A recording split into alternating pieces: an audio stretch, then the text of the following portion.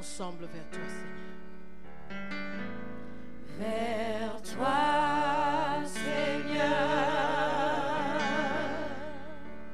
j'élève ma voix pour t'adorer, mon Sauveur, mon Roi. Reçois, Seigneur, comme un doux parfum, l'amour est le chant de nos cœurs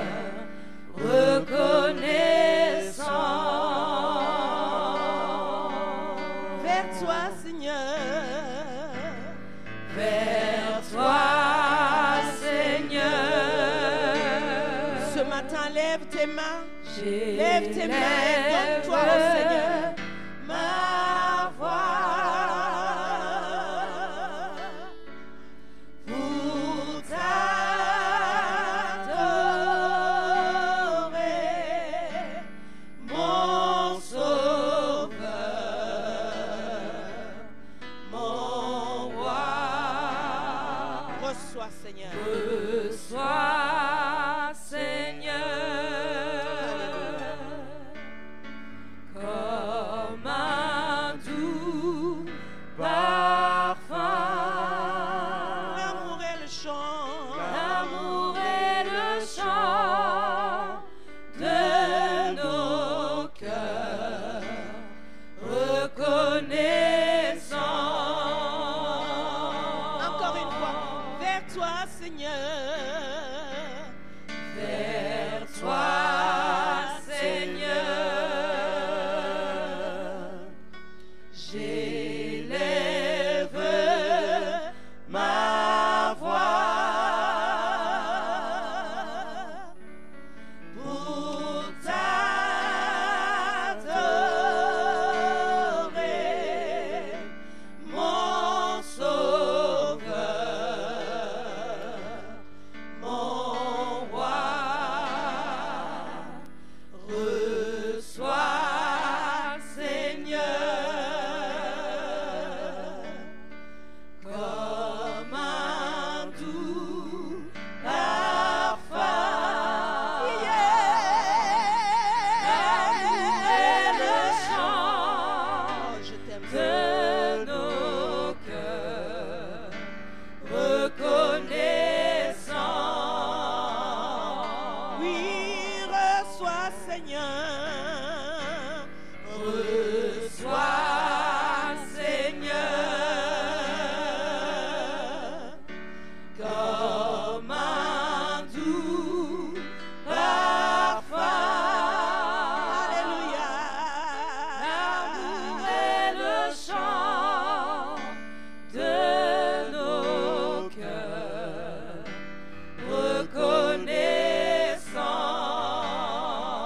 reconnaissants. Élève ta voix ce matin, parle à ton Seigneur. Dis-lui, me voici, Seigneur. Voici, ô Dieu, les familles de la Nouvelle Jérusalem. Nous sommes venus, Seigneur, encore te dire notre amour, notre appréciation, Seigneur Jésus. C'est en toi seul que nous nous réjouissons. C'est toi, Seigneur Jésus, qui a renouvelé le souffle de vie ce jour encore. Te disons merci, merci de tout cœur. Merci pour tes faveurs, alléluia, sur ce territoire. Nous pouvons sortir de nos maisons librement pour aller jusqu'à ton temple pour t'adorer et te célébrer. Oh Seigneur, ce matin nous répandons encore nos cœurs devant toi. Purifie-nous, sanctifie-nous, Seigneur, alors que nous t'adorons. Transforme-nous, Seigneur, pour que nos vies, Seigneur, puissent dégager des parfums de bonne odeur et servir à la louange de ta gloire. Oh notre Dieu, nous n'avons que toi. À qui d'autre pouvons-nous aller, Seigneur, ce matin? Sanctifie-nous, Seigneur. Viens, ô Esprit du Dieu vivant, sois le maître en nous, sois le maître de ce service. Dirige-nous, alléluia, cher Saint-Esprit. Enlève la distraction, enlève la légèreté. Oh, une huile fraîche dans nos cœurs. Une huile fraîche pour briser les chaînes des ténèbres. Une huile fraîche pour apporter la joie et la vie. Oh Seigneur, nous nous confions en toi, Seigneur. Source de vie, source de toute espérance. Alléluia. Merci Saint-Esprit. Merci notre roi. Alléluia. Devant toi, Seigneur. Devant toi, Seigneur. Je répands mon âme. Je répands mon âme. Devant toi, Seigneur. Devant toi, Seigneur. Je répands mon âme. Je répands mon âme.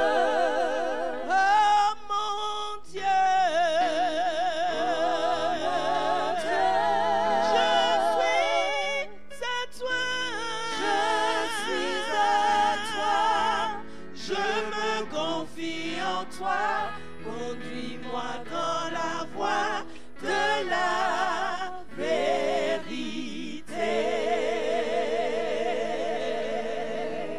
Souviens-toi de moi.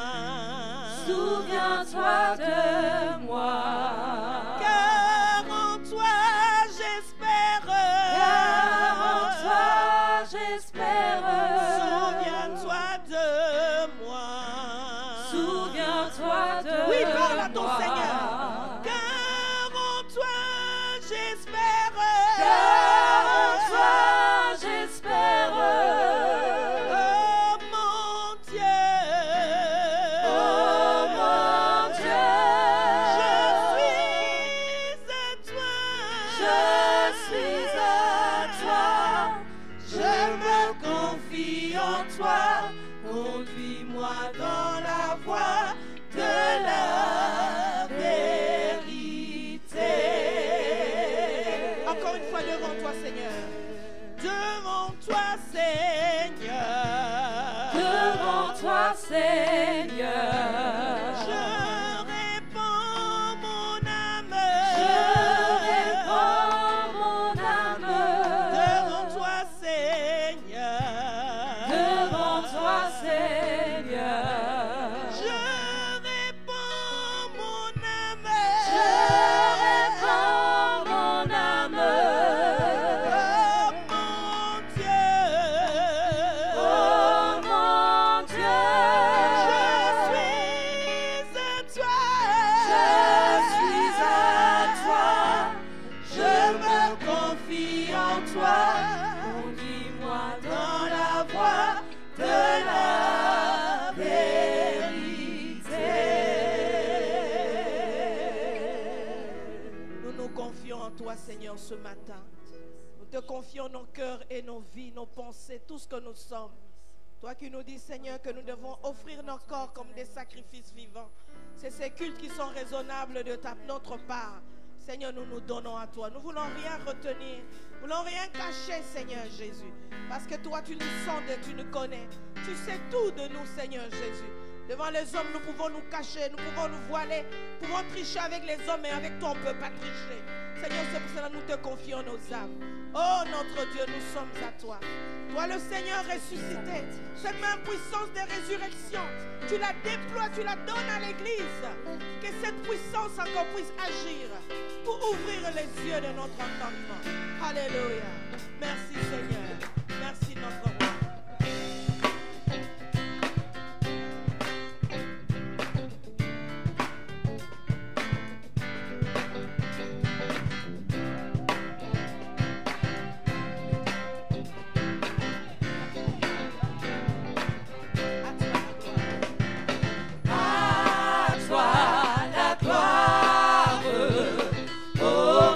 ressuscité.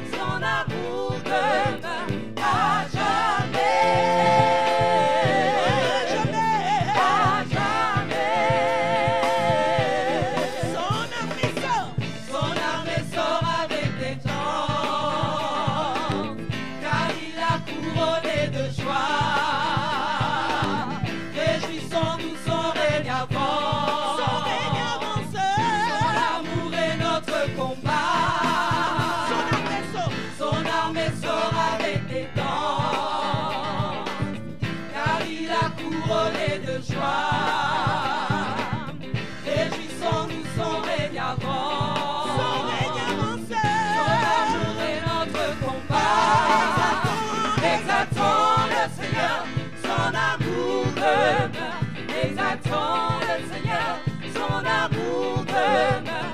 Exaltons le Seigneur, son amour demeure à jamais.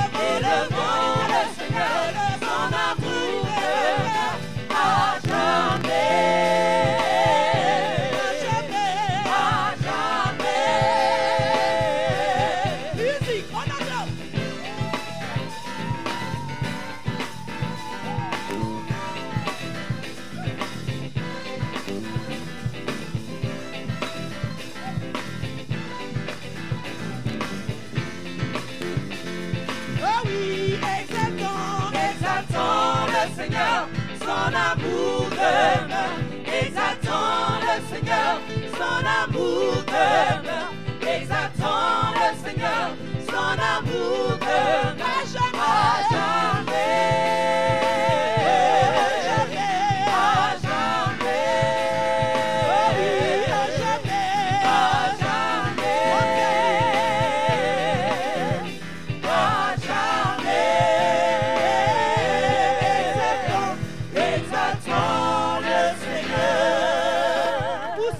joie. Alléluia. Oh, je vous prie de vous asseoir.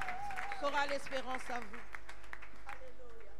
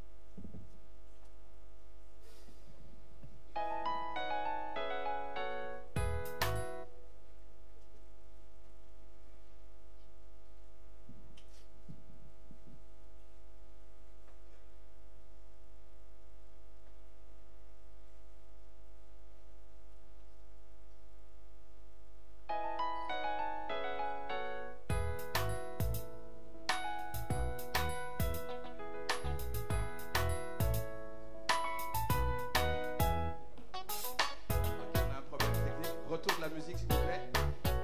Auxiliaire 6. Auxiliaire 6. Auxiliaire 6. Ok, retour de ce micro s'il vous plaît. 1, 2, 1, 2. Auxiliaire 6. 1, 2, 1, 2, 1.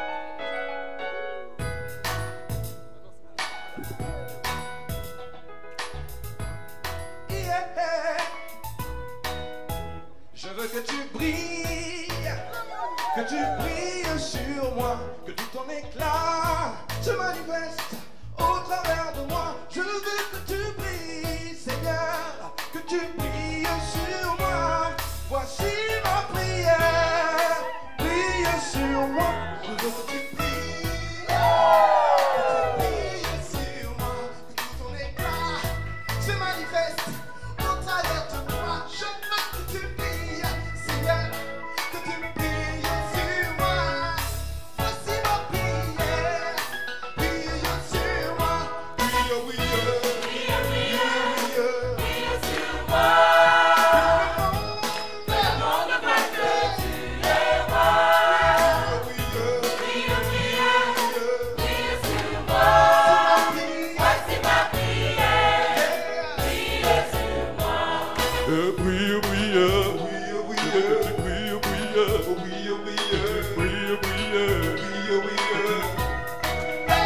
Je veux que tu brilles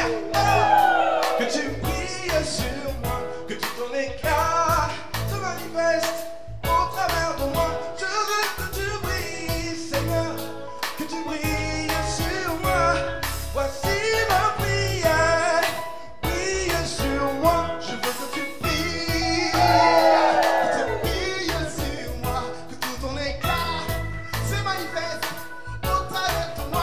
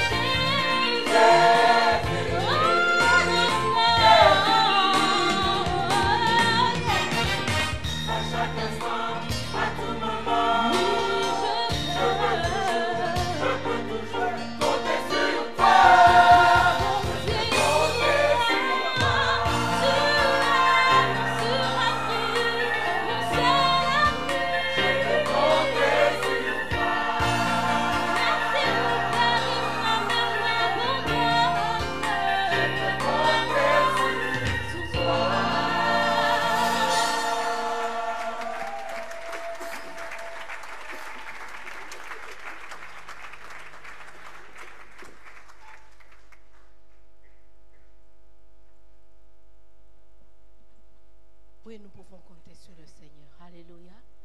Préparons nos cœurs à l'écoute de la parole de Dieu ce matin. Je vous prie de vous tenir debout. Seigneur, nous pouvons compter sur toi. La Bible déclare au commencement Dieu. Et la première chose que Dieu a déclarée lorsqu'il a créé, il a dit que la lumière soit. Ce matin, je voudrais dire à quelqu'un que la lumière soit dans ta vie. Que la lumière soit dans ta famille. Que la lumière soit dans ton travail.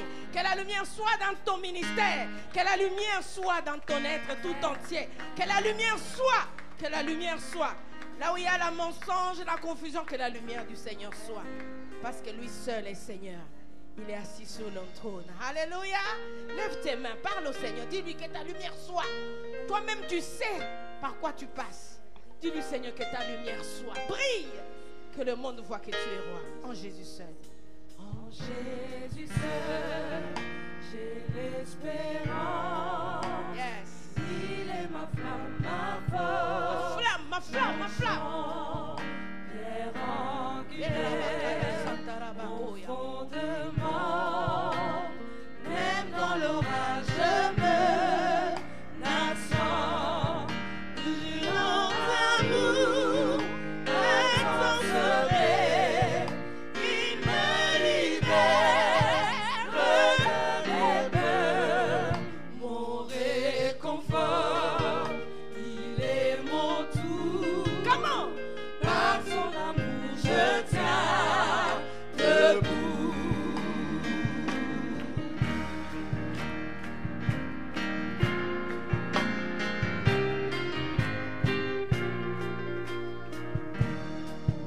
En Jésus seul, devenu chair, le parfait l'éternel sur terre, un don d'amour et de justice, haï par ceux qui viennent sauver. Mais sur la croix, Jésus est mort.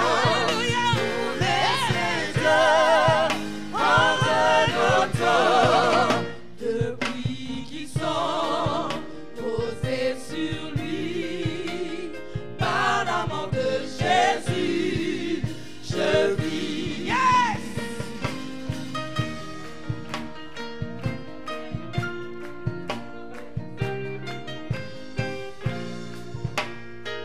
Là dans l'attente.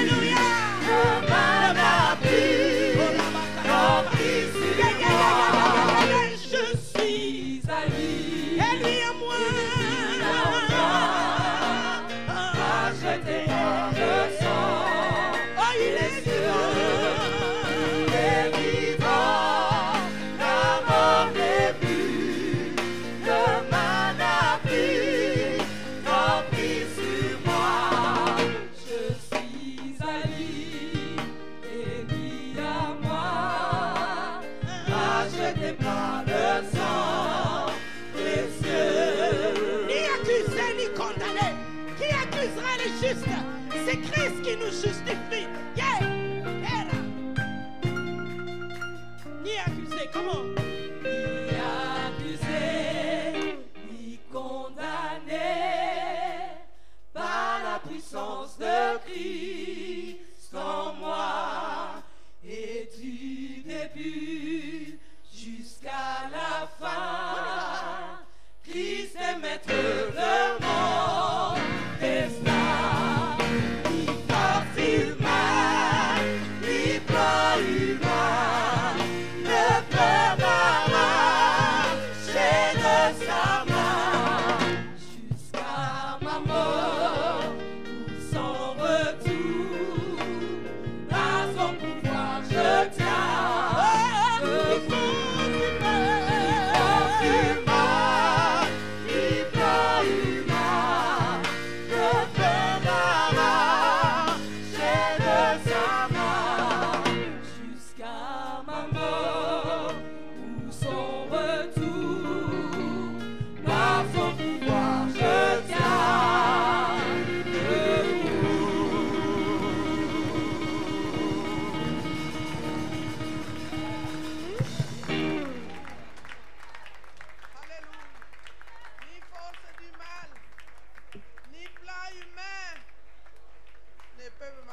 De sa main jusqu'à la mort ou son retour.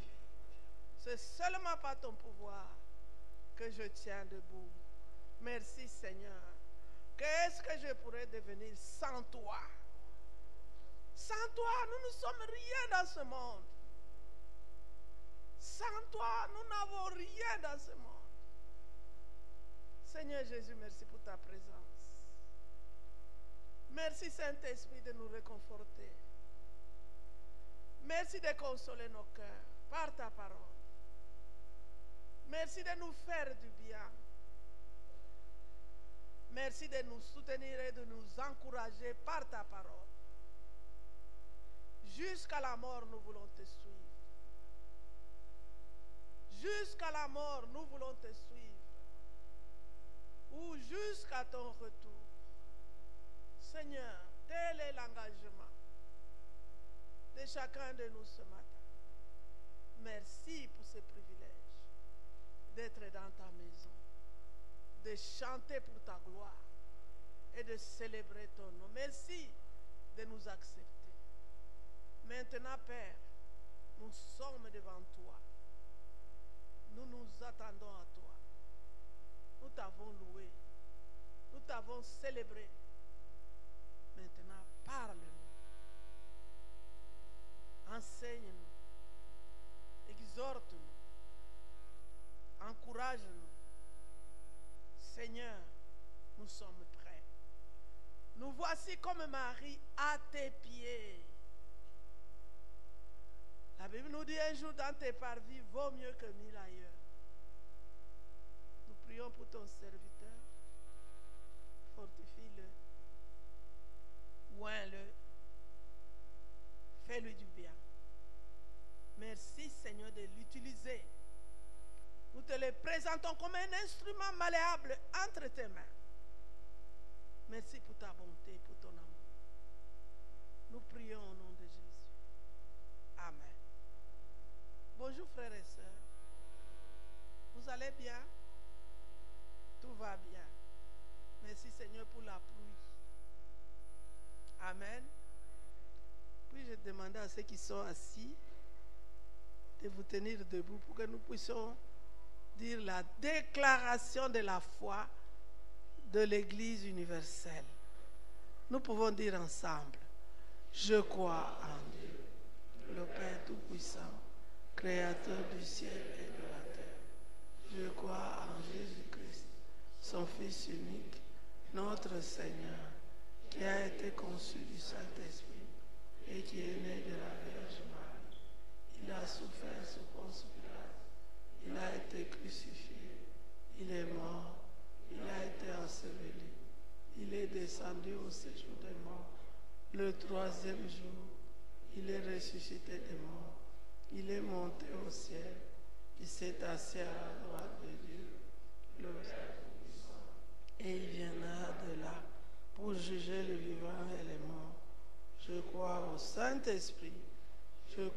Sainte Église universelle, à la communion des saints, à la rémission des péchés, à la résurrection du corps et à la vie éternelle. Nous allons proclamer la loi de Dieu qui se trouve dans le livre d'Exode, chapitre 20, versets 1 à 17. Nous disons tous ensemble. Alors, Dieu prononça toutes ces paroles en disant: Je suis l'Éternel ton Dieu, qui t'ai fait sortir du pays d'Égypte, de la maison de servitude. Tu n'auras point d'autre Dieu devant ma face. Tu ne te feras point d'image taillée, ni de représentation quelconque, des choses qui sont en haut dans les cieux, qui sont en bas sur la terre et qui sont dans les eaux plus bas que la terre. Tu ne te prosterneras point devant eux et tu ne les serviras point, car moi, l'Éternel ton Dieu, je suis un Dieu jaloux qui punit l'iniquité des pères sur les enfants jusqu'à la 3e et à la 4e génération de ceux qui me haïssent et qui fait miséricorde jusqu'à 1000 générations à ceux qui m'aiment et qui gardent mes commandements. Tu ne prendras point le nom de l'Éternel ton Dieu en vain, car l'Éternel ne laissera point impuni celui qui prendra son nom en vain. Souviens-toi du jour du repos pour le sanctifier. Tu travailleras 6 jours et tu feras tout ton ouvrage. Mais le 7e jour est le jour du repos de l'Éternel ton Dieu. Tu ne feras aucun ouvrage, ni toi, ni ton fils, ni ta fille, ni ton serviteur, ni ta servante, ni ton bétail, ni l'étranger qui est dans tes portes. Car en 6 jours, l'Éternel a fait les cieux, la terre et la mer, et tout ce qui est contenu, et il s'est reposé le 7e jour. C'est pourquoi l'Éternel a béni le jour du repos et l'a sanctifié.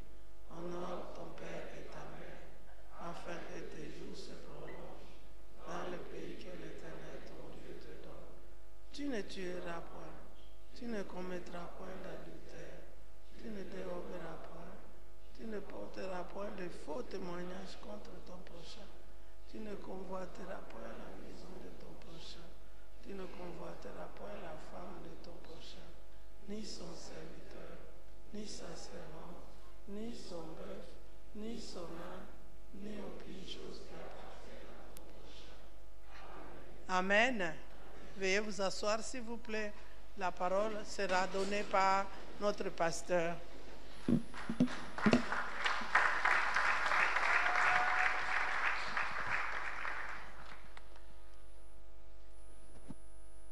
Frères et sœurs, bonjour.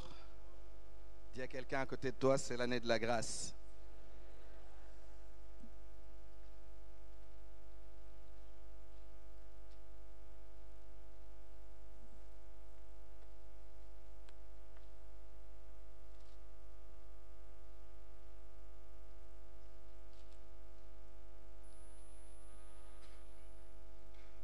La grâce de Dieu en action. Le thème de cette année et sur lequel je vais poursuivre mon enseignement de ce matin. Et j'ai intitulé ce nouvel épisode inspiré de la vie passionnante de l'Église et des disciples, des apôtres au début de l'Église. Je l'ai intitulé « Le contraste des temps de la fin ». Le contraste des temps de la fin. J'en ai déjà un peu parlé, mais je voulais faire une pause sur cette réalité dans laquelle nous vivons et qui perturbe parfois certains chrétiens au point de leur retirer la foi. Et pour cela, je vais parler de deux exemples concrets, pratiques, pour illustrer le contraste entre, d'une part, le fruit que produit l'action de la grâce de Dieu par l'Esprit de Dieu en nous, mais d'autre part, le fruit que produit l'action de l'esprit du monde, sous l'influence du prince de ce monde que les intimes appellent Satan. J'espère que vous n'êtes pas intime à Satan. Et le texte que nous allons lire, vous vous en doutez, est toujours dans les Actes des Apôtres. Donc nous lirons dans le chapitre 4, nous reviendrons sur les versets 31 à 37, Actes des Apôtres, chapitre 4, versets 31 à 37 qu'on a lu la fois passée. Et nous poursuivrons dans le chapitre 5, les versets 1 à 11. Alors je vais vous demander un dernier petit effort en respect à la parole de Dieu. Si nous pouvons nous tenir debout pour lire le texte du jour, s'il vous plaît. Et regarde la personne de toi, à côté de toi qui est encore assise, dis-lui s'il te plaît, lève-toi. Nous allons lire la parole de Dieu. Et si tu sens qu'elle est malade, n'hésite pas à prier pour elle. Elle a fourni l'effort de venir dans la maison du Seigneur. Elle doit repartir d'ici avec quelque chose venant de son frère. Alors, nous lisons ensemble Actes chapitre 4, verset 31. Nous lisons « Quand ils eurent prié, le lieu où ils étaient assemblés trembla. Ils furent tous remplis du Saint-Esprit et ils annonçaient la parole de Dieu avec assurance. La multitude de ceux qui avaient cru n'était qu'un cœur et qu'une âme. Nul ne disait que ses biens lui appartinssent en propre, mais tout était commun entre eux. Les apôtres rendaient avec beaucoup de force témoignage de la résurrection du Seigneur Jésus, et une grande grâce reposait sur eux tous, car il n'y avait parmi eux aucun indigent. Tous ceux qui possédaient des champs ou des maisons les vendaient, apportaient le prix de ce qu'ils avaient vendu et le déposaient aux pieds des apôtres. Et l'on faisait des distributions à chacun selon qu'il en avait besoin. Joseph, surnommé par les apôtres Barnabas, ce qui signifie fils de la consolation, Lévite, originaire de Chypre, vendit un champ qu'il possédait, apporta l'argent et le déposa aux pieds des apôtres. Chapitre 5. Mais un homme nommé Ananias, avec Saphira sa femme, vendit une propriété et retint une partie du prix, sa femme le sachant. Puis il apporta le reste et le déposa aux pieds des apôtres. Pierre lui dit, « Ananias, pourquoi Satan a-t-il rempli ton cœur au point que tu mentes au Saint-Esprit et que tu aies retenu une partie du prix du champ? S'il n'eût pas été vendu, ne te restait-il pas? Et après qu'il a été vendu, le prix n'était-il pas à ta disposition? Comment as-tu pu mettre en ton cœur un pareil dessein? Ce n'est pas à des hommes que tu as menti, mais à Dieu. » Ananias, entendant ces paroles, tomba et expira. Une grande crainte saisit tous les auditeurs. Les jeunes gens s'étant levés, l'enveloppèrent, l'emportèrent et l'ensevelirent. Environ 3 heures plus tard, sa femme entra sans savoir ce qui était arrivé. Pierre lui adressa la parole. « Dis-moi, est-ce à un tel prix que vous avez vendu le champ? »« Oui, répondit-elle, c'est à ce prix-là. » Alors Pierre lui dit, « Comment vous êtes-vous accordé pour tenter l'Esprit du Seigneur? Voici ceux qui ont enseveli ton mari sont à la porte et ils t'emporteront. » Au même instant, elle tomba aux pieds de l'apôtre et expia. Les jeunes gens étant entrés la trouvèrent morte. Ils l'emportèrent et l'ensevelirent auprès de son mari. Une grande crainte s'empara de toute l'assemblée et de tous ceux qui apprirent ces choses. Amen. Nous pouvons nous asseoir et la fin de ce texte nous montre que quand il y a une coalition entre des personnes pour faire des choses inspirées par le Saint-Esprit, le verdict peut être dangereux. Ça peut être dangereux. Je ferme la parenthèse. Quelques rappels pour démarrer. Nous sommes dans ce beau thème qui est la grâce de Dieu en action, que j'ai défini comme Dieu qui décide d'agir en nous et au travers de nous par la puissance de son esprit en nous. Vous recevrez une puissance. Pourquoi faire? Pour être des témoins de Jésus, parler des merveilles de Dieu, être la bouche de Dieu. Et le point déclencheur de tout ça, je l'ai vu et je l'ai répété, c'est l'obéissance que nous voyons dans Actes chapitre 1, chapitre 2. L'obéissance aux autorités que le Seigneur met devant nous, aux parents, aux responsables de ministère, à ton pasteur. Et particulièrement pour la Nouvelle Jérusalem, l'obéissance cette année nous pousse à 4 choses. Persévérer dans l'enseignement, persévérer dans la communion fraternelle, persévérer dans la fraction du pain. Nous commémorons l'œuvre de la croix, mais la fraction du pain, c'est également ouvrir sa maison à d'autres. Persévérer dans les prières. Hier, nous avons eu un moment formidable. De 6h à 7h30, cette salle était, comme vous êtes là, pratiquement remplie pour prier, pour dire merci au Seigneur pour le mois de janvier et consacrer chaque jour du mois de février. C'est une habitude que nous voulons garder et je vous prie de noter dans vos agendas, le prochain rendez-vous, c'est le lundi 2 mars. Le lundi 2 mars. Dis à ton voisin, le lundi 2 mars.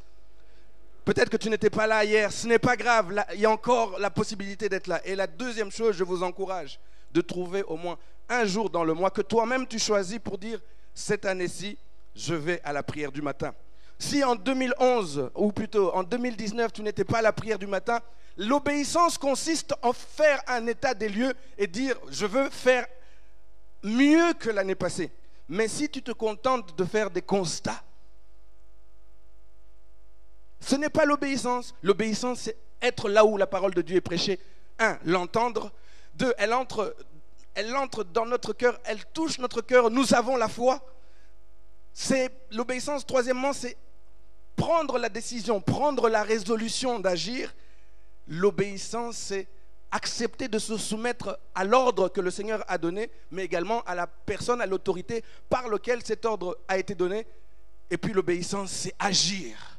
Agir. Si tu te limites à être touché, à entendre, à décider, mais que tu ne poses pas le pied, tu ne changes pas quelque chose, mon frère, ma soeur, tu n'es pas obéissant. Et nous voulons monter d'un cran en 2020. Donc l'obéissance est la clé essentielle qui déclenche l'action du Saint-Esprit. Et la première action que nous avons vue dans Actes chapitre 3, c'est la miséricorde, l'exercice de la miséricorde. Rempli du Saint-Esprit, le Seigneur nous tourne vers les autres, nous tourne vers la mission, vers son champ. La miséricorde, c'est être capable de voir, d'entendre, d'être touché et de poser des actes.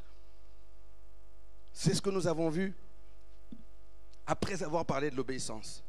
Et j'ai commencé à vous parler de ce contraste des temps de la fin en vous montrant qu'il y a une réalité dans laquelle nous sommes. Pierre, dans Actes au chapitre 2, verset 17, cite dans son intervention l'apôtre, le prophète Joël, en disant ceci: dans les derniers jours, dit Dieu, je répandrai de mon esprit sur toute chair. Vos fils et vos filles prophétiseront, vos jeunes gens auront des visions, etc.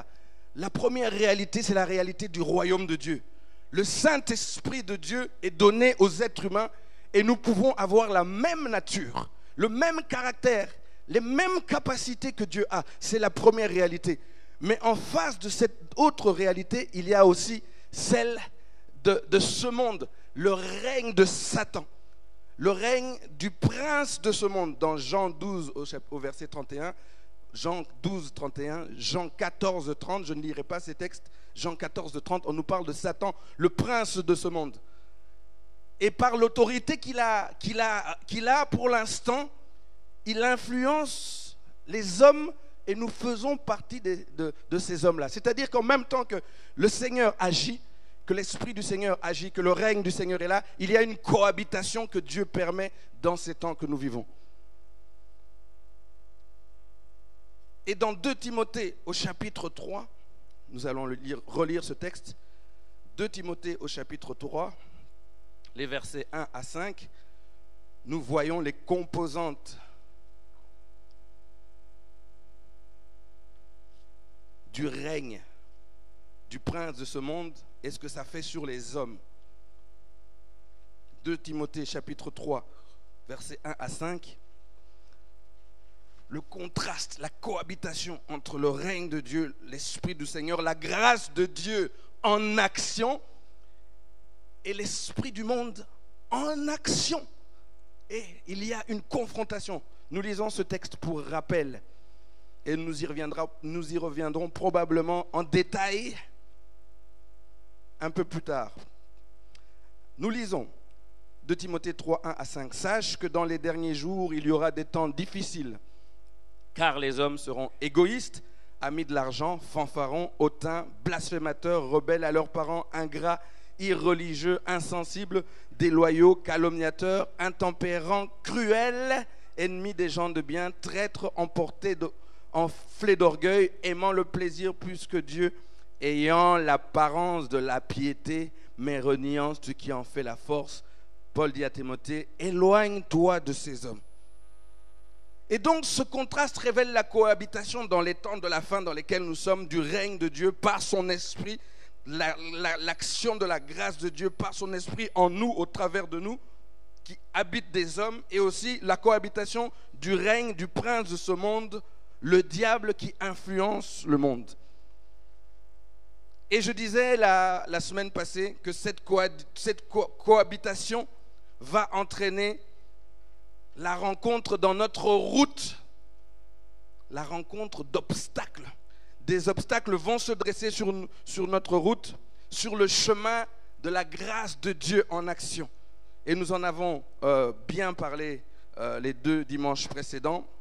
Juste un petit rappel, j'ai classifié 2 catégories d'obstacles. Ceux que toi-même tu peux générer, les obstacles générés par toi-même. Et en lisant l'histoire des apôtres au démarrage de l'Église, le premier obstacle, c'était la désobéissance.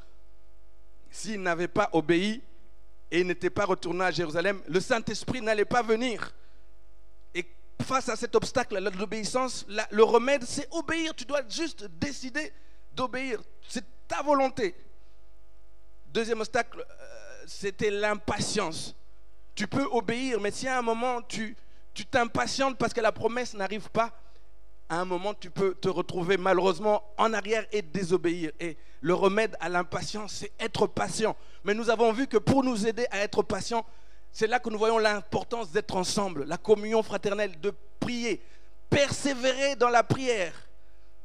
Ça nous aidera à être patient. Le troisième obstacle généré par toi-même que nous avons vu, c'est l'aveuglement. L'aveuglement, la surdité, la routine.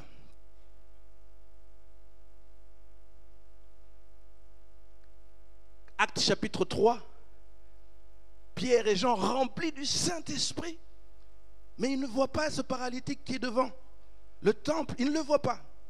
Mais heureusement, leur relation avec Dieu a fait en sorte que même si leurs yeux n'ont pas fonctionné à ce moment-là, leurs oreilles fonctionnaient.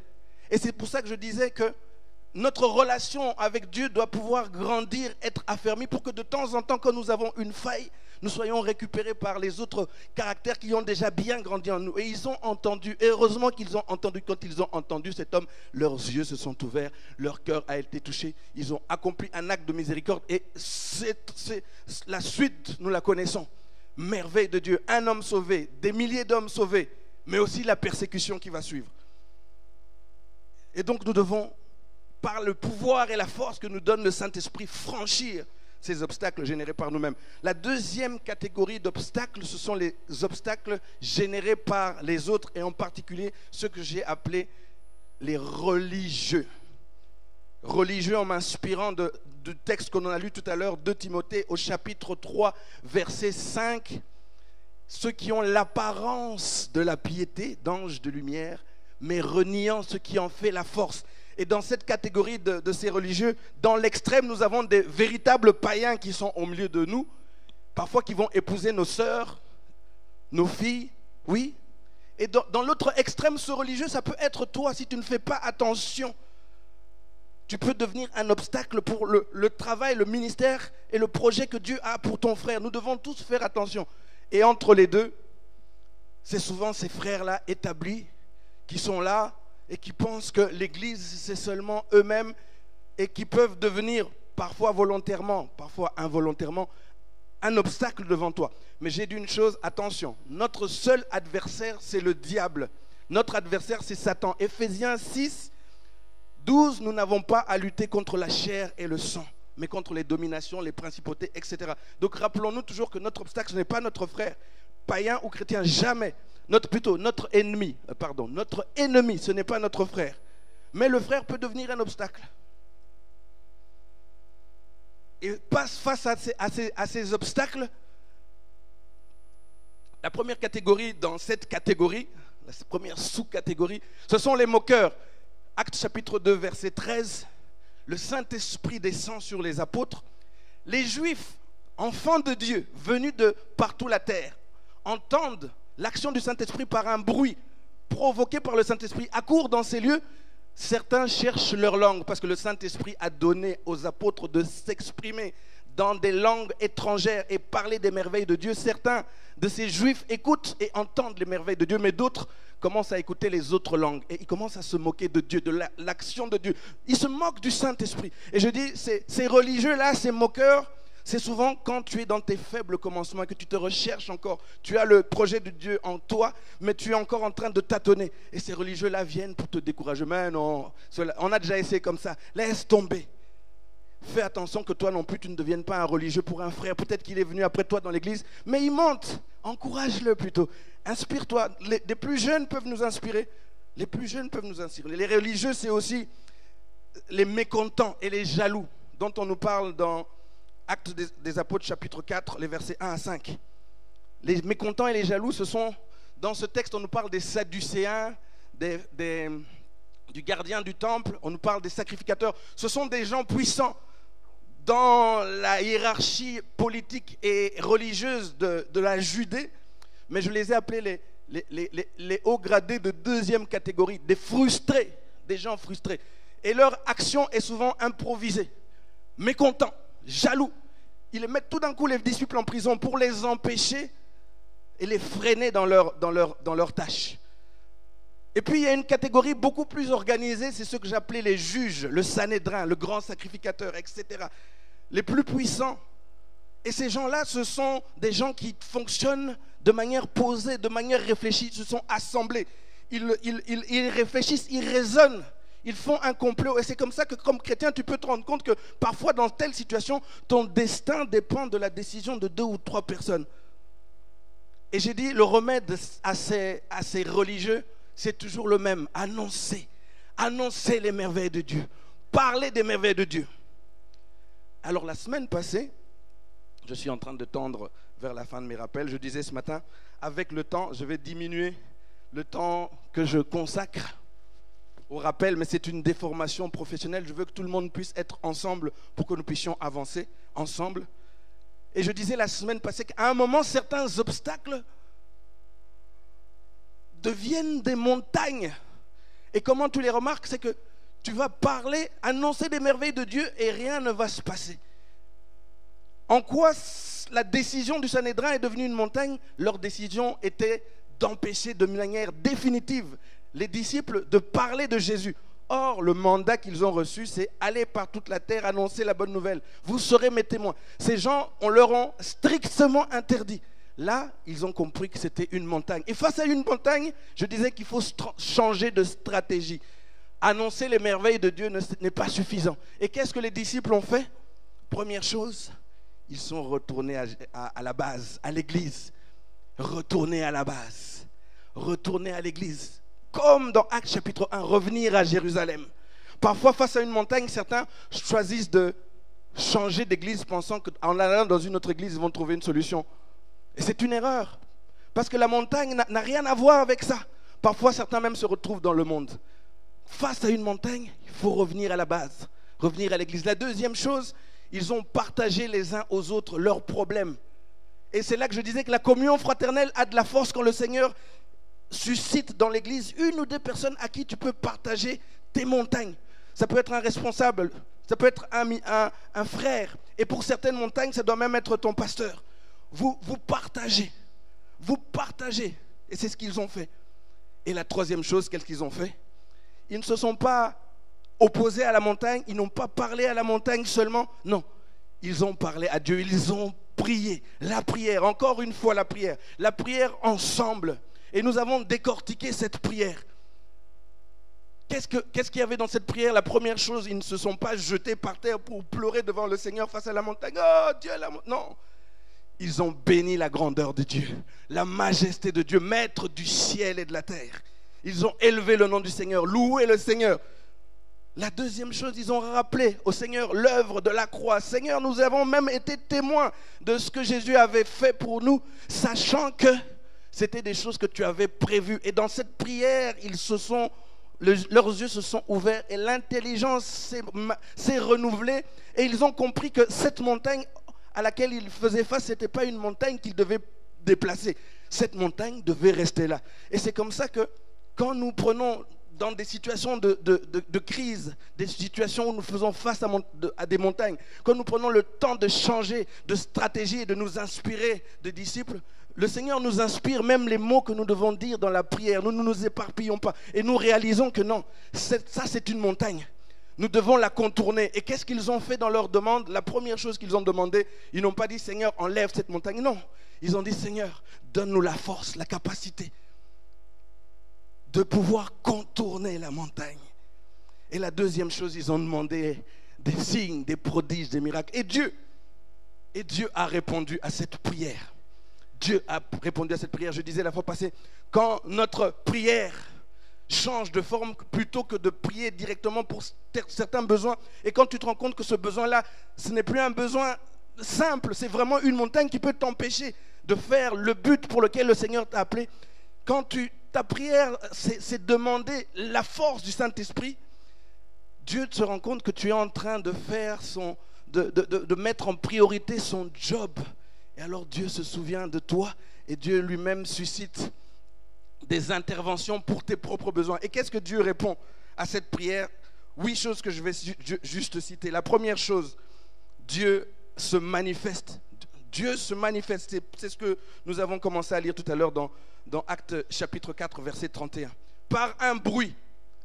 Mais Dieu ne se limite pas à se manifester par ce bruit. Oh non, même pas un bruit, un tremblement, nous dit le texte. Le tremblement, c'est un peu pour impressionner. Dieu parfois veut nous impressionner pour dire que je suis là. Mais ne sors pas de ce culte en disant juste « Ouais, la chorale a bien chanté, le pasteur a bien prêché. » C'est bien, mais à quoi ça va te servir à quoi? Ça va te servir à quoi? Oui, il y a eu l'onction. Mais pour faire quoi? Cette année-ci, c'est une année de la grâce de Dieu en action. Frères et sœurs, non. Mon frère, j'aimerais bien que tu puisses marquer l'histoire cette année. Ma sœur, j'aimerais bien que tu puisses marquer l'histoire cette année. Pour toi, peut-être, ça va être l'histoire de ta famille. Commence par là. Pour toi, ça va être l'histoire de ta maison. Pour quelqu'un, ce sera l'histoire de son quartier. Pour d'autres, ce sera l'histoire des nations. Souviens-toi de moi quand tu vas marquer les nations, s'il te plaît. C'était une parenthèse. Donc non seulement il y a ce tremblement, mais le Saint-Esprit les remplit. Ils sont tous remplis du Saint-Esprit. Le Saint-Esprit a besoin de notre corps, de notre être, et il veut venir régulièrement pour nous renouveler. Et Dieu se renouvelle. La troisième chose, Dieu exauce la prière. Ils annoncent la parole de Dieu avec assurance, l'exaucement de la prière. La quatrième chose, on nous dit que la multitude de ceux qui croyaient était un cœur et une âme, ensemble dans la même direction. Un cœur et une âme. La cinquième chose, on nous dit qu'ils mettaient tout en commun. Tout en commun. C'est-à-dire que le niveau de la communion fraternelle monte encore d'un cran. Nous y reviendrons tout à l'heure. La sixième chose, conséquence de leur prière, on nous dit que les apôtres rendaient avec beaucoup de force des témoignages de la résurrection du Seigneur Jésus. Ils parlent des merveilles de Dieu. Ils avancent, ils ont le courage. Et je disais la septième chose, ça c'est celle que je préfère, une grande grâce reposée sur eux. Une grande grâce reposée sur eux. La Bible Tob nous dit, une grande grâce était à l'œuvre. La grâce de Dieu en action. Français courant nous dit, Dieu leur accordait à tous d'abondantes bénédictions. Ça veut dire que pendant que eux ils ont prié, non pour éloigner la montagne, mais pour que Dieu leur donne la force de faire l'œuvre de Dieu, Dieu regarde et commence maintenant lui-même à régler les problèmes qu'ils n'ont pas demandé dans leur prière. Et tu vas te retrouver en train de faire l'œuvre de Dieu. Et puis le Seigneur exauce un truc que tu avais même oublié. Parce que c'est plus ta priorité. Tu as d'autres choses dans le cœur. Seigneur, occupe-toi de ça. Moi, je dois m'occuper de ton œuvre. Mais le Seigneur se dit, mais ce monsieur s'occupe de mes affaires, de mon business.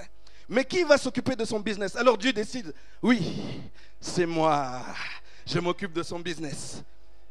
Et la huitième chose, Acte 5, 12, on nous dit qu'il y a eu des miracles. La deuxième prière a été exaucée. Fin de mon introduction.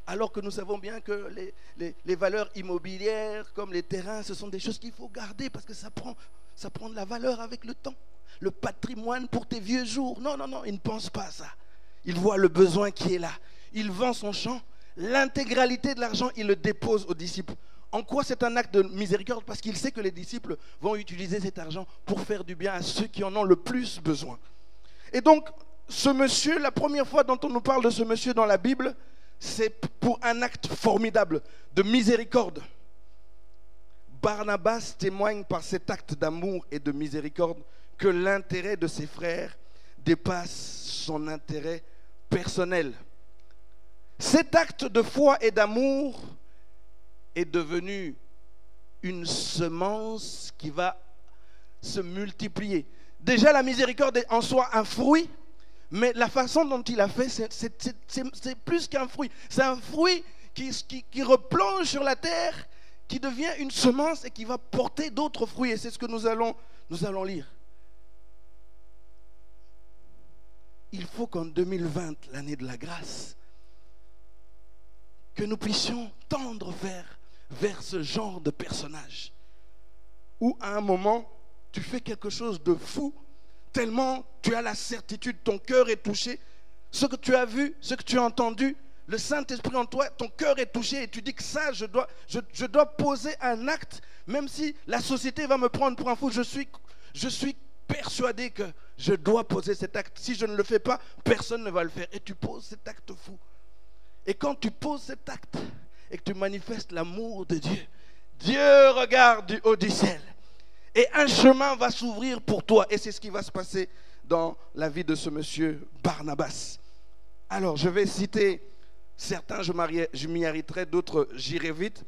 Un certain nombre de caractéristiques de ce monsieur Barnabas, que peut-être certains d'entre vous connaissent dans la Bible, d'autres pas, mais vous allez le découvrir. Alors, première chose, on dit qu'il est surnommé fils de la consolation. Dans d'autres versions, on dit fils de l'encouragement. On nous dit aussi l'homme du réconfort, l'homme qui encourage. Et quand vous allez regarder le texte original, c'est du grec, la racine du mot utilisé pour qualifier son surnom, consolation, vous verrez que c'est exactement la même racine que le terme utilisé dans Jean 14, 16, qui nous parle du Saint-Esprit, le Paraclet. C'est-à-dire qu'à un moment dans la vie, tellement que tes œuvres seront manifestes que même le petit nom qu'on va te donner, hein, ce ne sera pas seulement « Oh, Coco », des os, c'est... Non, un truc, un surnom qui signifie que tu apportes tellement l'encouragement et la consolation, on te donne le même nom que Dieu, Dieu le Saint-Esprit. Et ça a l'air anodin, c'est cité de manière anodin ici, mais chaque détail dans la Bible est important. Et donc en 2020, même ton surnom, la grâce de Dieu en toi, au travers de toi, va faire que même ton surnom devient porteur d'un grand message. Deuxième chose, alors on entre maintenant, on va parcourir un peu la Bible. Barnabas, un homme courageux. Deuxième caractéristique.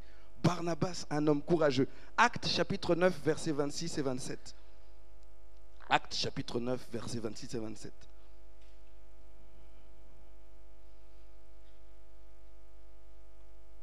On nous parle de Paul, qui s'appelait avant Saul, et on lit, lorsqu'il se rendit à Jérusalem, Saul tâcha de se joindre à eux, mais tous le craignaient, ne croyant pas qu'il fût un disciple. Alors Barnabas, l'ayant pris avec lui, le conduisit vers les apôtres et leur raconta comment sur le chemin Saül avait vu le Seigneur. Paul, spécialiste de la persécution des chrétiens, on nous dit plutôt que quand on a lapidé Étienne, le diacre Étienne, Paul était là pour approuver cela. Et il avait reçu des responsables, des hauts responsables politiques et religieux de la Judée, des lettres avec des recommandations pour aller persécuter les chrétiens. Et puis, à Jérusalem, on entend dire que ce persécuteur-là est à Jérusalem.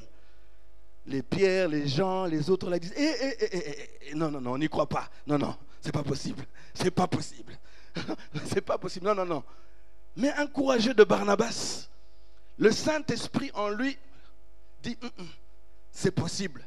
Et lui, tout seul, il va chercher Paul. Bon, nous, aujourd'hui, on a les épîtres de Paul, c'est facile, hein? Mais à cette époque-là, il faut se rendre compte que, oui, il savait qu'il devait passer par les persécutions, mais Jésus n'a jamais dit qu'il faut chercher à ce qu'on vous persécute. Donc, ils étaient quand même prudents. Barnabas, le courageux, un homme courageux, va chercher Paul et le ramène auprès des apôtres. Et nous savons la suite, comment Paul est devenu un homme utilisé et béni par le Seigneur. Barnabas, un homme courageux. Et donc, cette année, en 2020, quand le Saint-Esprit va commencer à agir au travers de toi, même les missions cascades, que certains vont refuser, toi, tu vas sentir que c'est Dieu qui est là. J'y vais. Ton courage va devenir exemplaire. Tu vas même, toi-même, de temps en temps, t'arrêter, te pincer, dire, est-ce que c'est moi? Est-ce que c'est moi? Moi qui ne pouvais pas parler devant les gens, moi qui ne pouvais pas faire ceci. C'est vers ce genre de caractère que nous devons tendre. La grâce de Dieu en action, le Saint-Esprit te rend courageux. Barnabas, un homme courageux. Troisième chose, Barnabas, un homme digne de confiance, un homme fiable, digne de confiance et serviable. Un homme digne de confiance, fiable et serviable. Nous le lisons, cette histoire dans Actes des Apôtres, chapitre 11, verset 22. Les nombreuses persécutions qui vont suivre, Actes 5, 6, 7, 8, 9, on en parle, vont faire que les chrétiens juifs, un certain nombre de chrétiens vont fuir la persécution et vont arriver notamment dans la ville d'Antioche. Et à Antioche, il va se dégager un mouvement de l'esprit. Et le Seigneur va travailler dans cette ville. Et cette nouvelle va arriver jusqu'auprès des apôtres. Ils vont entendre qu'il se passe quelque chose à Antioche. Alors les apôtres décident d'envoyer quelqu'un. Et vous devinez qui? Verset 22, Actes des Apôtres, chapitre 11. Le bruit en parvint aux oreilles des membres de l'église de Jérusalem. Et ils envoyèrent Barnabas jusqu'à Antioche. C'est-à-dire qu'à un moment, le pasteur a besoin d'une personne stratégique. Disons ensemble stratégique. Et il dit, mais qui est-ce que je vais envoyer? Toi, Barnabas. Je cherche quelqu'un que je peux citer. Il y a des volontaires. Hein? Mais c'est tout à fait ça. Barnabas dit, envoie-moi. Et 2020 doit être une année où, quand on a besoin vraiment d'une mission délicate, ce ne soit pas comme maintenant où on dit, non, avant même qu'on fasse la liste, on commence déjà en disant, non, surtout pas celle-là.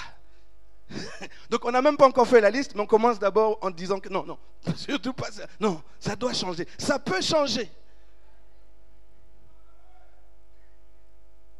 C'est lui qu'on envoie et qui va constater ce qui se passe. Quatrième caractéristique sur Barnabas, au verset 23, toujours chapitre 11 de Actes.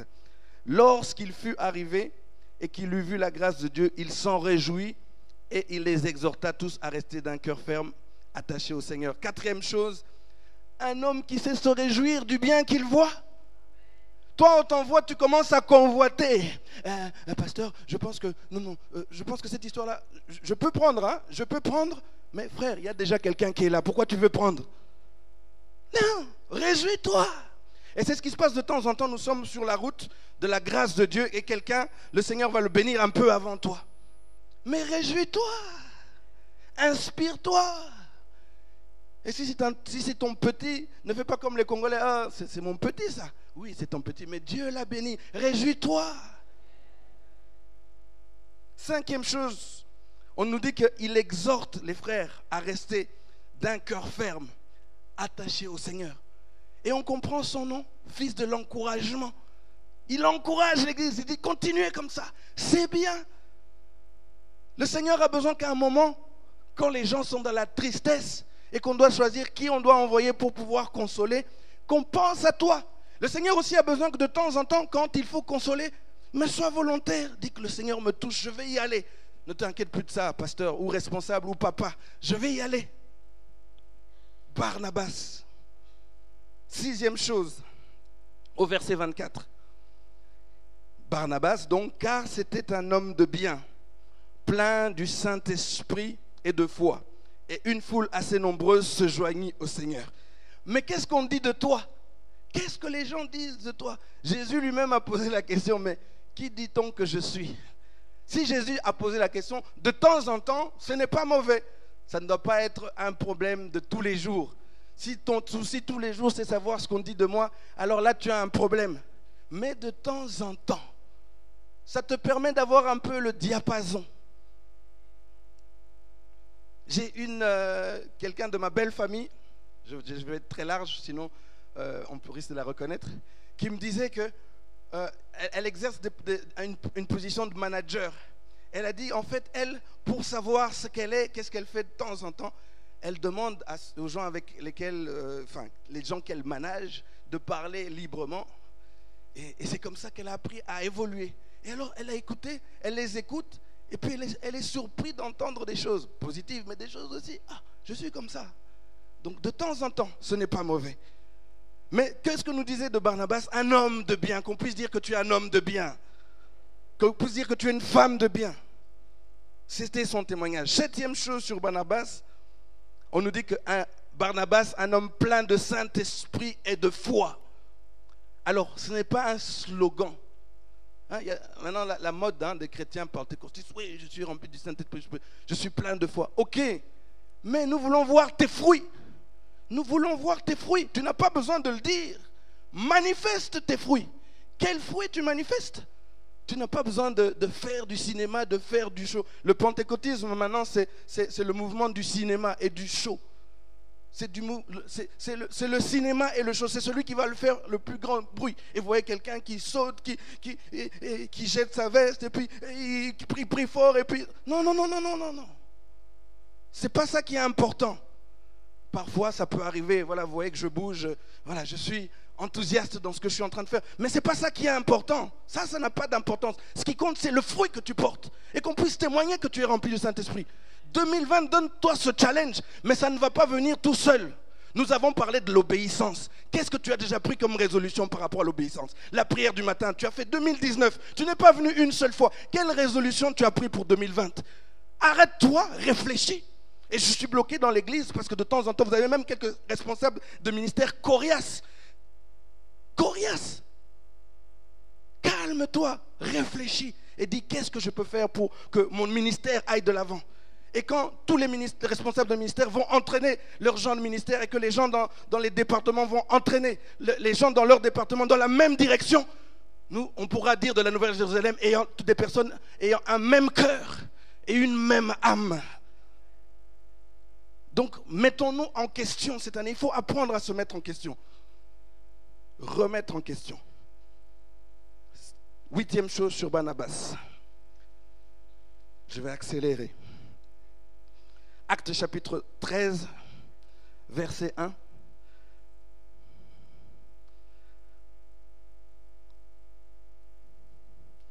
Acte 13, 1. Il y avait dans l'église d'Antioche, et donc Barnabas est resté finalement à Antioche. Il y avait dans l'église d'Antioche des prophètes et des docteurs. Qui on cite? Barnabas, Siméon, Lucius, Cyrène et puis Paul quelque part. Barnabas, un homme impliqué dans son église. Il n'était pas à l'église d'Antioche au démarrage de l'église. Tu n'étais peut-être pas à Thiéfry, ma sœur. Mais ce n'est pas grave. Tu es maintenant membre de la Nouvelle Jérusalem à part entière, même si ça fait 6 mois que tu es là. Implique-toi, ma sœur. Vois qu'est-ce que tu peux faire pour l'œuvre de Dieu. Il était impliqué. Et quand on cite les ministères, docteur, prophète, il était dedans. On pense que Barnabas était probablement un prophète. Un homme impliqué dans son église. Avec un ministère dans son église. 9e chose. Barnabas, un homme que le Saint-Esprit, avec le mandat de l'église, met à part pour un appel spécial. Un homme que le Saint-Esprit, avec le mandat de l'Église, met à part pour un mandat spécial. Ça se trouve dans Actes chapitre 13 qu'on vient de lire, le verset 4.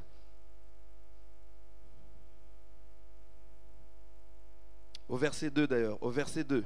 pendant qu'ils servaient le Seigneur dans le ministère et qu'ils jeûnaient, le Saint-Esprit dit, mettez-moi à part Barnabas et Paul pour l'œuvre à laquelle je les ai appelés. Saul, Paul, on le connaît, mais Barnabas, on ne le connaît peut-être pas. Mais il était là, associé à ce grand apôtre Paul. Ça veut dire qu'à un moment,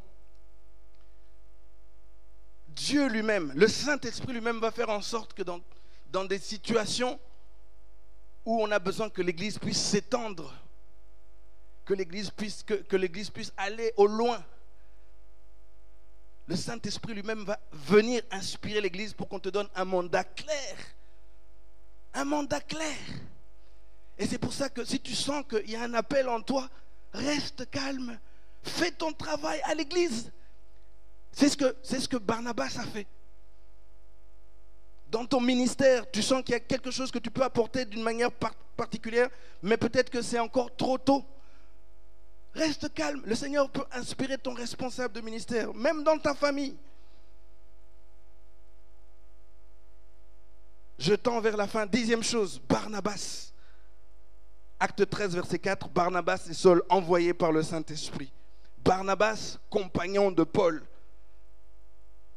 Paul, celui qui a écrit le plus de livres dans le Nouveau Testament. Cet homme qui a fait toutes ces choses que nous lisons régulièrement. Barnabas était associé à cet homme de foi. On n'a pas d'épître selon Barnabas. On n'a pas d'évangile selon Barnabas. Mais aujourd'hui, on parle quand même de Barnabas, n'est-ce pas? N'est-ce pas, hein? Et donc, on parlera de toi aussi peut-être. Le Seigneur va te mettre à côté de quelqu'un encore plus influent. Paul va devenir un homme très influent. Barnabas est associé à lui. 11e chose, Barnabas, apôtre Barnabas. Acte chapitre 14, verset 14. Les apôtres Barnabas et Paul. Oh, Barnabas a commis apôtre.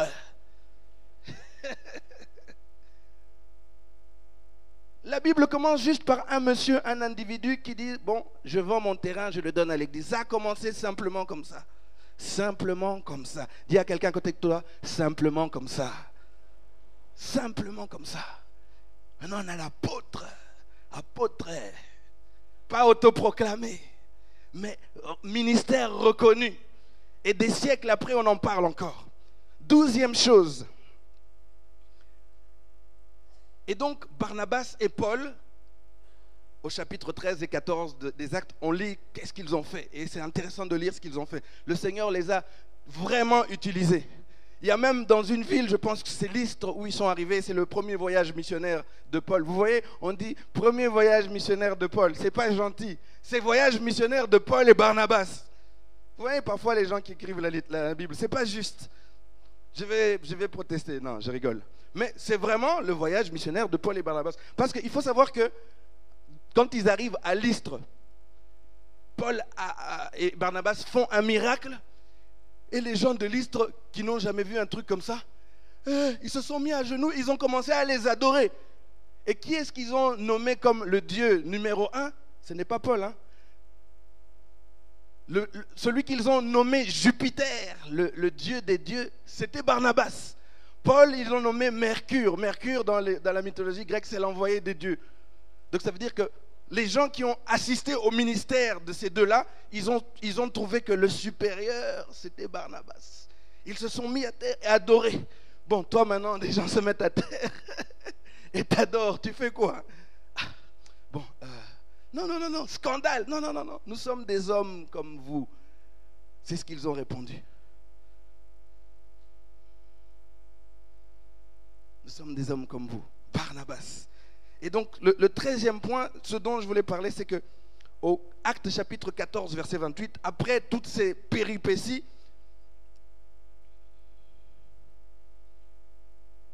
Acte chapitre 14, verset 28,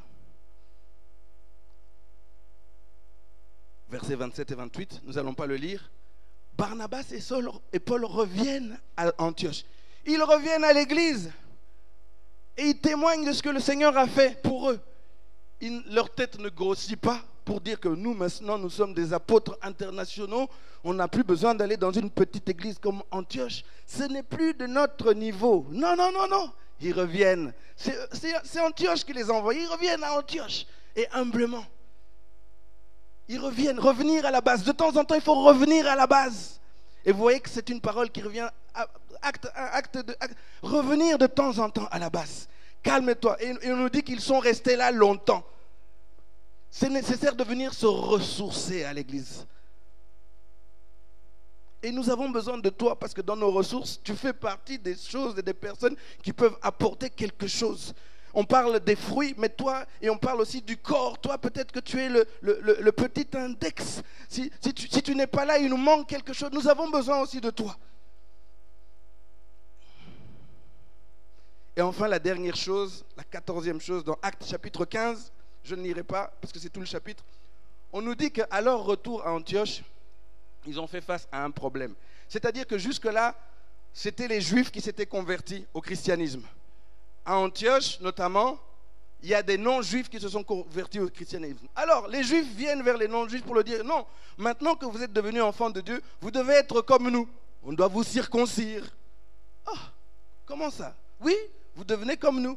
Et donc, débat théologique, débat doctrinal.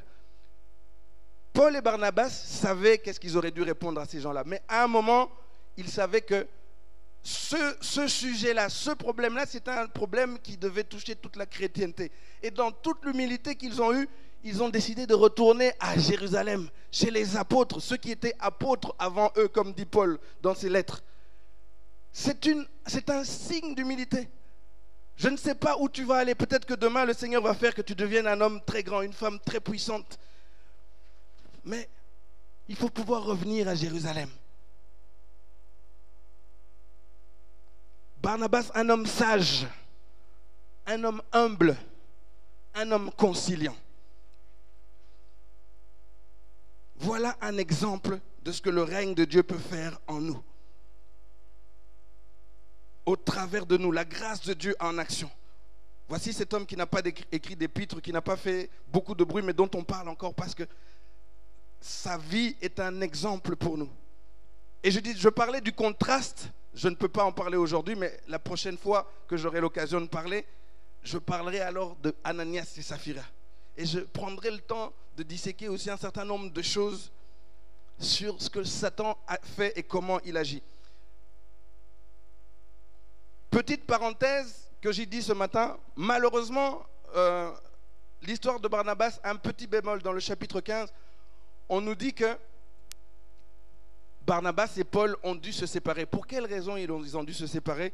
Au chapitre 13, il y a un certain Jean-Marc qui les rejoint, qui commence avec eux le ministère et qui parcourt les villes. Et puis à un moment, chemin faisant, pour une raison qui n'est pas expliquée dans la Bible, Jean-Marc les a abandonnés. Au moment de repartir dans le deuxième voyage, Paul dit, en tout cas, moi, je suis catégorique, je ne veux plus de Jean-Marc, ce gars, il nous a lâchés. Barnabas dit, ah Paul, non, moi j'ai besoin de Jean-Marc. Discussion. La Bible nous dit que cet échange a été tellement vif que malheureusement, ils se sont séparés. Et comme Luc, qui écrit l'Acte des Apôtres, est probablement un disciple de Paul, dans la suite, il a continué à parler de Paul et malheureusement, on a perdu un peu la suite de la vie de Barnabas. Il y a quelques éléments dans les lettres de Paul, mais on n'en parle pas. Et donc, c'est triste. Alors, on ne sait pas très bien ce qui s'est passé. La Bible nous donne juste la position de Paul. Alors, pour quelle raison Barnabas tenait absolument à garder Jean-Marc? Moi, j'ai deux hypothèses. La première, probablement à cause de son caractère. Un homme de paix. Un homme de paix. Et vous allez voir plus tard dans les épîtres de Paul, de mémoire 2 Timothée au chapitre 4, il y a eu certainement une réconciliation parce que dans cet épître qui est postérieur à cet événement, Paul dit, écrivant à Timothée, lui dit, est-ce que tu peux me faire venir Jean-Marc qui m'est très utile, j'ai besoin de lui. Ça veut dire que quelque part à un moment, il y a eu probablement réconciliation. Mais c'est dommage. Et donc, mon hypothèse, peut-être, et la Bible ne le dit pas, peut-être que Barnabas, c'est un homme conciliant, bon cœur, qui voulait donner une deuxième chance à Jean-Marc. Ça, c'est une hypothèse. Alors, deuxième hypothèse, j'étais en train de parcourir les épîtres de Paul, et dans l'épître de Colossiens, au chapitre 4, à un moment, Paul écrit et dit, je ne sais plus quoi, et puis il parle de Jean-Marc, le cousin de Barnabas. Jean-Marc, c'était le cousin de Barnabas. Et donc je dis, attention aux histoires de famille. C'est une hypothèse, c'est mon hypothèse. Peut-être que c'est juste parce qu'une histoire de famille, à cause d'un frère, à cause d'une épouse, faisons attention. Le Seigneur nous donne des instructions et un comportement que nous devons avoir envers les membres de notre famille. Mais fais attention que le blocage, l'obstacle ne devienne pas ton mari, ta femme. Je n'ai pas dit l'ennemi ou l'adversaire, j'ai dit l'obstacle. Et c'est là qu'il faut avoir beaucoup de sagesse et beaucoup d'intelligence pour trouver une bonne solution. Et c'est possible qu'à cause de son cousin, malheureusement, cette belle histoire avec Paul s'arrête là. Alors je vais à ma conclusion. Nous venons de voir un exemple de fruit qui manifeste l'action de la grâce de Dieu dans un disciple qui a commencé, selon l'acte 4, par un acte anodin, mais c'était une semence. Donc fais attention aux semences que tu vas poser cette année-ci. Mais la deuxième chose, en voyant prochainement ce qui pourrait aussi arriver si on ne fait pas attention, la deuxième chose, c'est que nous devons faire attention donc à entretenir. C'est nécessaire d'entretenir la flamme que nous avons reçue du Seigneur. C'est important de garder, de nourrir, de protéger, de travailler le fruit parce que le contraste est une réalité. Je vous ai parlé du côté pile de la pièce, mais le côté face, c'est que Satan nous influence d'une manière ou d'une autre. Et le dernier texte que je lirai pour nous encourager à faire attention, ce texte que j'ai beaucoup lu, Colossiens chapitre 3, il ne faut pas prendre en vain la grâce de Dieu. Colossiens chapitre 3 nous dit ceci au verset 1er. Si donc vous êtes ressuscités avec Christ, donc vous êtes enfants de Dieu, cherchez les choses d'en haut. Cherchez les choses d'en haut. Il nous dit aussi, affectionnez-vous aux choses d'en haut. Et au verset 10, il nous cite les choses d'en haut. Nous lirons ça pour terminer. Cherchez les choses d'en haut.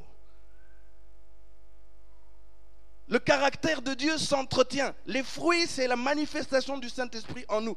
Mais nous avons un travail actif. Et c'est pour cela l'obéissance cette année va t'aider. Va t'aider dans ce processus. Quand on dit la communion fraternelle, ça va t'aider. Quand on dit la prière ensemble, ce sont des choses qui vont nous aider à entretenir ces fruits-là. Et il nous dit aussi, verset 5, faites donc mourir les membres qui sont sur la terre. L'impudicité, l'impureté, les passions, les mauvais désirs, etc. C'est-à-dire qu'il y a un travail de tous les jours. Et les choses d'en haut, nous lisons pour terminer, les choses d'en haut, de quoi s'agit-il? Verset 12, ainsi donc, comme des élus de Dieu saints et bien-aimés, revêtez-vous, et j'aime bien par quoi il commence, d'entrailles de la miséricorde.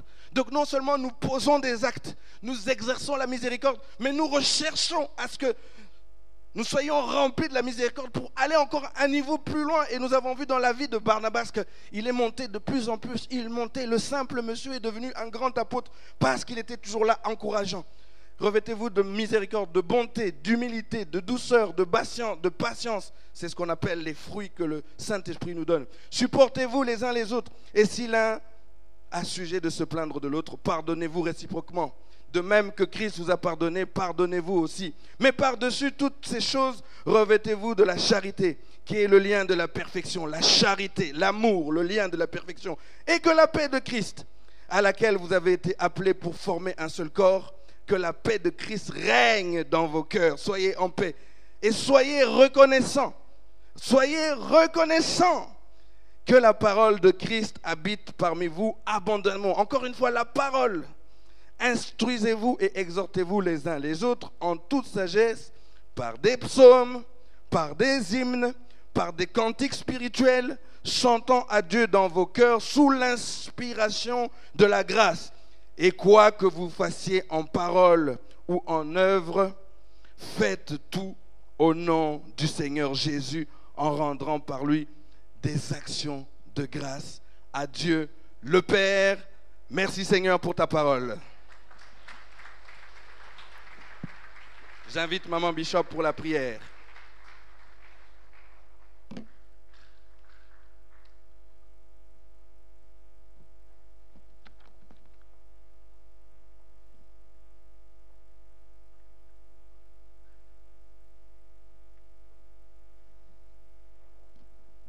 Alléluia.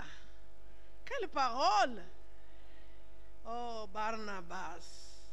Si j'accouchais encore, mon prochain bébé serait Barnabas.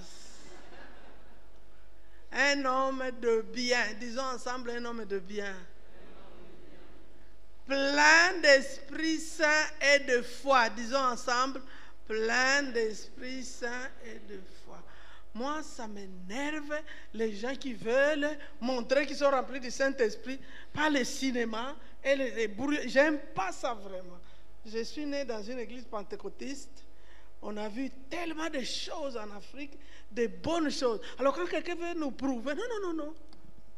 Il faut les fruits. Alléluia. Comme chez Barnabas. On n'a même pas entendu sa voix. Non.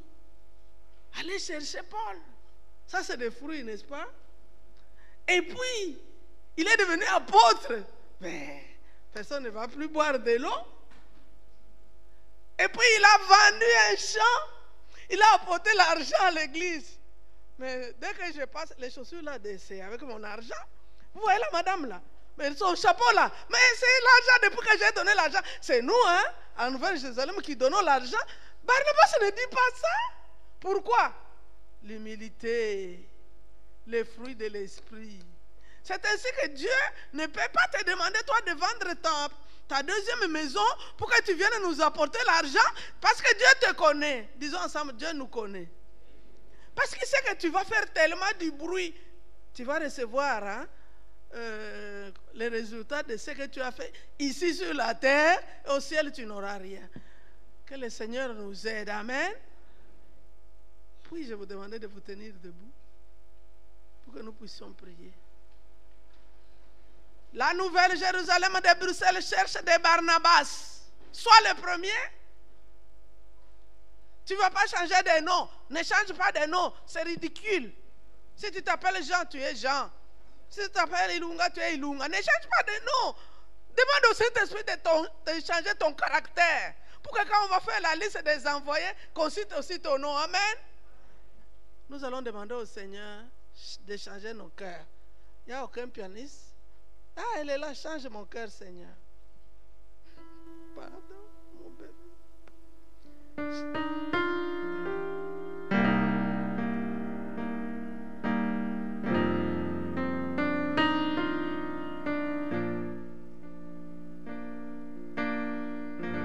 Change mon cœur, Seigneur.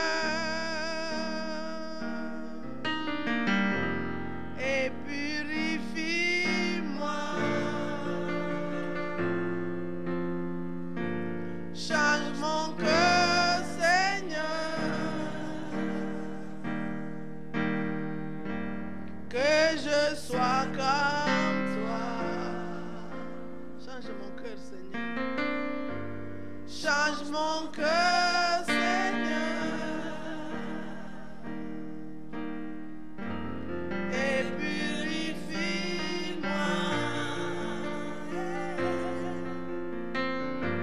Change mon cœur, Seigneur.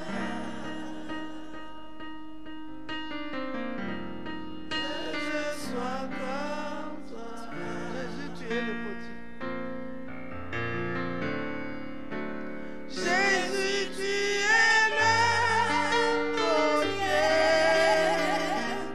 Je suis l'argile.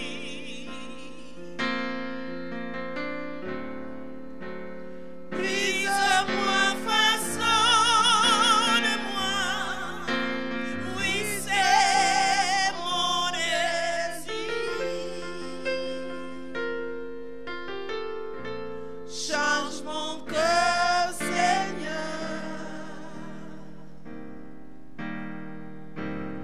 et purifie-moi.